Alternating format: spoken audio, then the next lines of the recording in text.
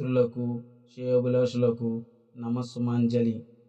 ప్రతి జీవితంలో జననం బాధ, వేదన ఒంటరితనం, ప్రేమ స్వప్నం, స్నేహం ప్రయత్నం, విజయం ఉంటాయి.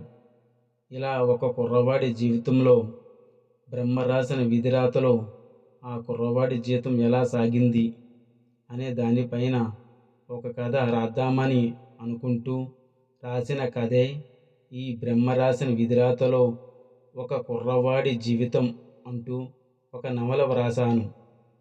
యూట్యూబ్లో వెంకట్ రేడియో ఛానల్లో వినిపించుటకు మీ ముందుకు అతి త్వరలో వస్తున్నాను. విని ఆదరిస్తారని మరియు వెంకట్ రేడియో ఛానల్ని సబ్స్క్రైబ్ చేసుకుంటారని ఆశిస్తూ మీ వెంకట్ కే.